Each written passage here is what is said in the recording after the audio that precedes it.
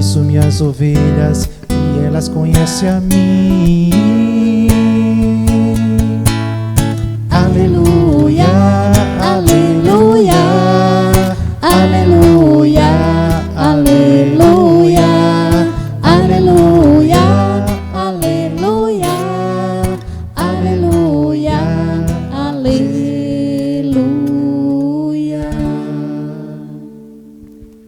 O Senhor esteja convosco. Ele está no meio de nós. Proclamação do Evangelho de Jesus Cristo, segundo João. Glória a vós, Senhor. Naquele tempo disse Jesus: Eu sou o bom pastor. O bom pastor dará vida por suas ovelhas. O mercenário que não é pastor, não é dono das ovelhas, vê o lobo chegar, abandona as ovelhas e foge.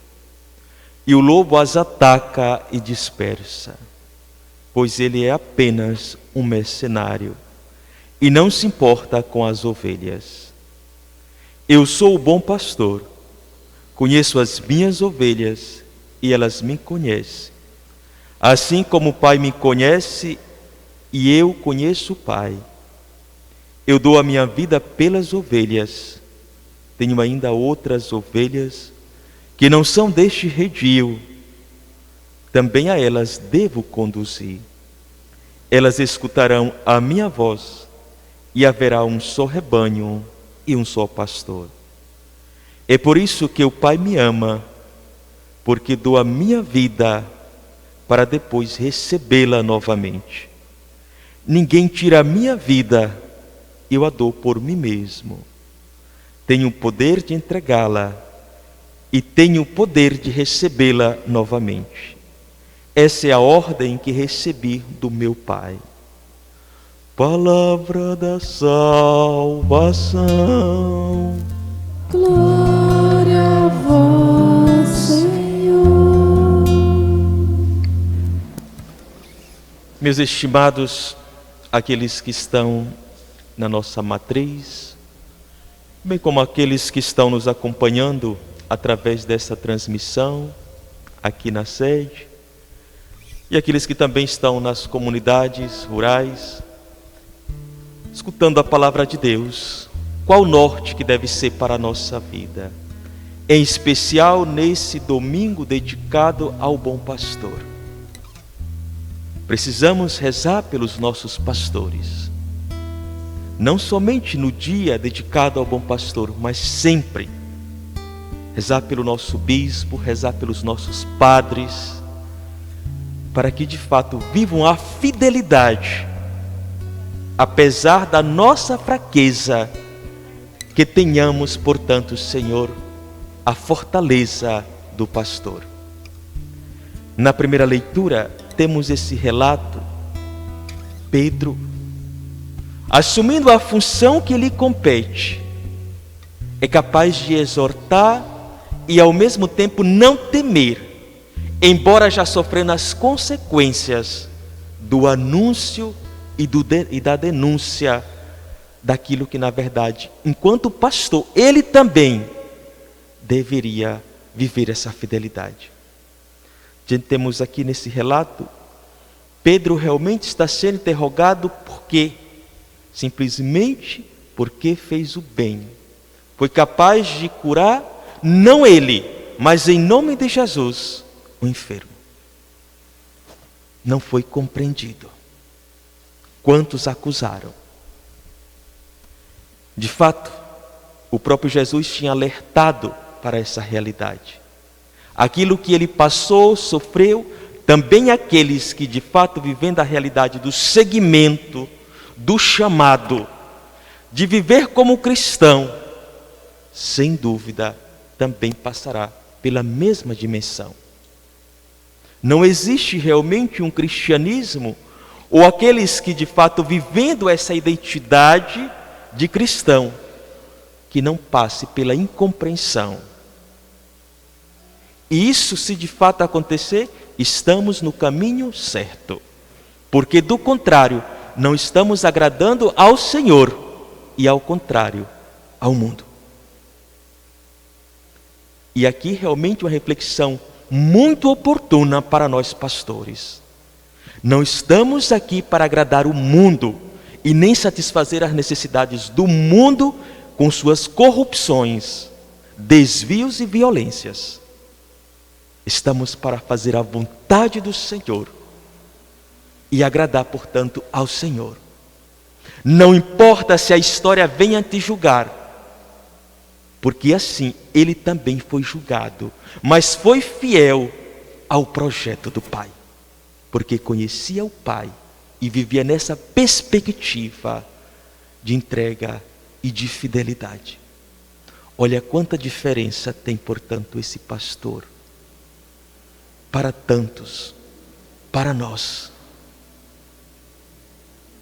Queremos realmente viver uma relação do respeito humano pelo respeito humano, e de consequência estamos perdendo a nossa alma e a alma, portanto, dos nossos fiéis.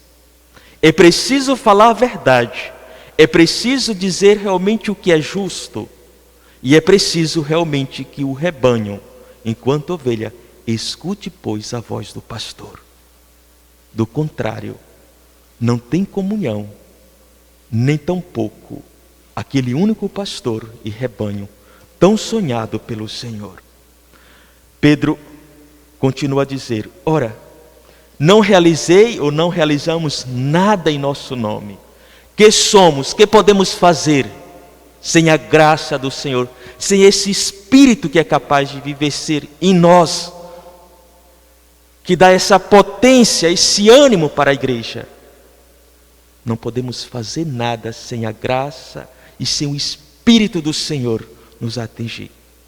Mas agora, com a graça do Senhor e o seu Espírito, sim. Porque Ele mesmo que está agindo. Enquanto nós somos o quê, Padre? Somos apenas instrumentos do Senhor para realizar o bem.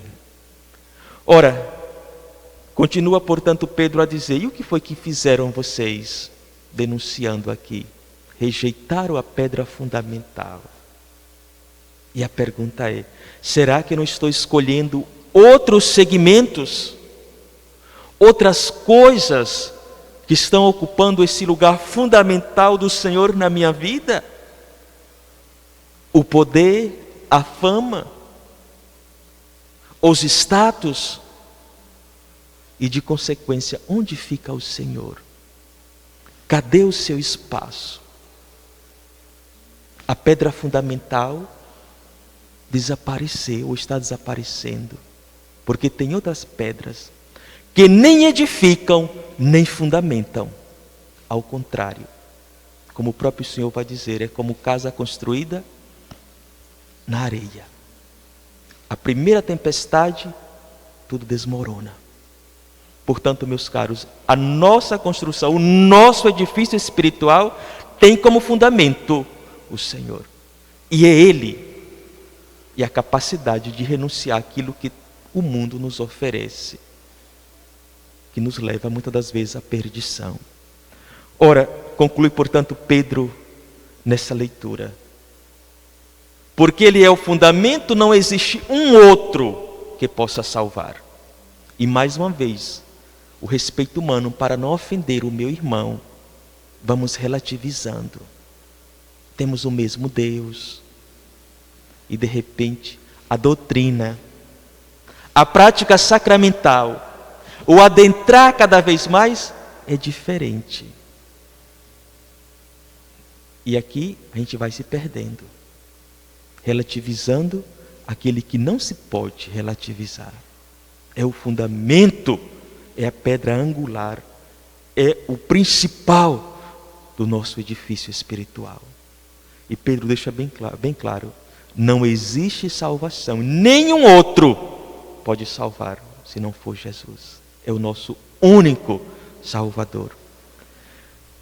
Na segunda leitura, São João vai dizer: que graça, que grande presente que o amor realmente que Deus Pai nos deu.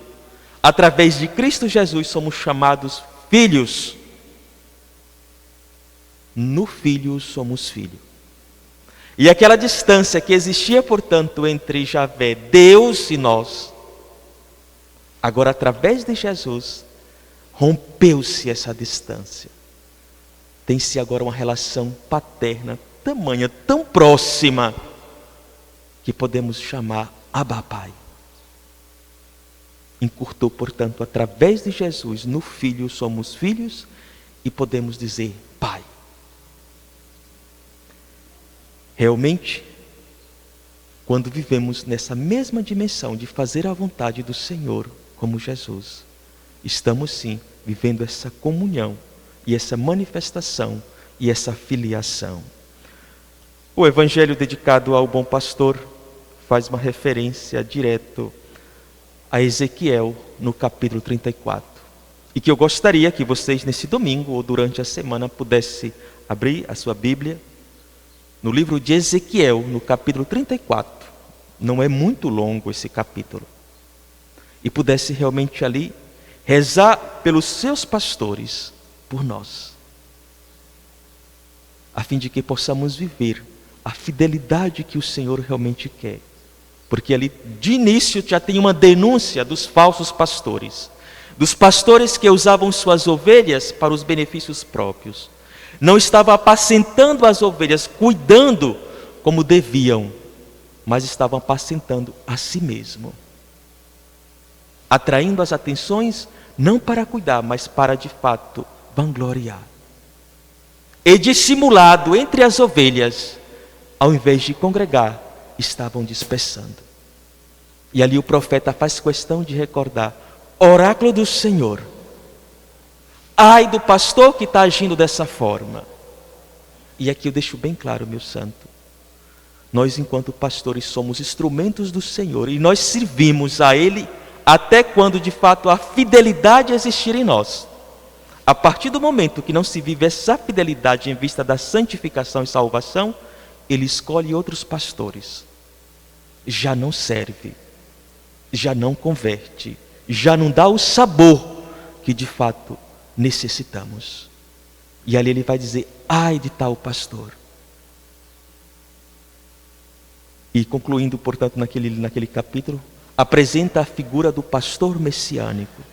Aquele pastor que virá e reunirá, enquanto único pastor, um só rebanho. É o relato que de fato nós temos aqui também no Evangelho de João.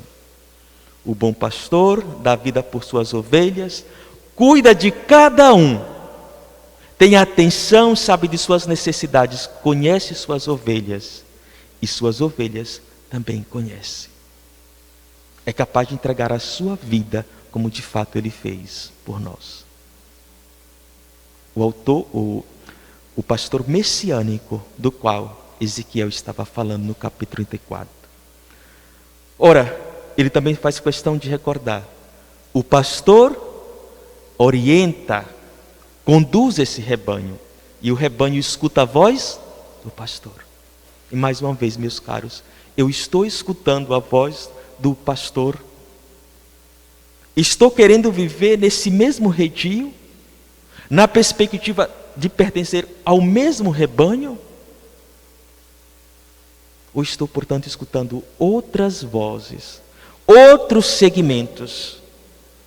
E também como ovelha, estou querendo fugir desse redil. Uma outra reflexão, tanto para o pastor, para viver a sua fidelidade, serve esse evangelho de tal modo também, para que na verdade as ovelhas, os fiéis, para viver o compromisso de comunhão e unidade com seu pastor, em vista da edificação da igreja, também refletir: estou vivendo nessa perspectiva? Escuto, obedeço, sigo a voz do meu pastor? Peçamos nesse dia dedicado ao bom pastor, que Ele aumente a capacidade de adesão, que apesar da nossa fraqueza, possamos realmente atingi-lo, a fortaleza que tão somente Ele é capaz de nos dar. E rezemos pelas vocações também sacerdotais. A messe é grande, os operários são poucos. A paróquia de vocês, por exemplo, já está passando por essa realidade. O único padre que administra 2 paróquias. nas vossas orações também, pela mesma forma, pegando naquele livro, rezem pelas vocações sacerdotais, para que Ele envie pastores, operários para a sua messe. Louvado seja nosso Senhor Jesus Cristo. Para sempre seja louvado. Professemos a nossa fé. Creio em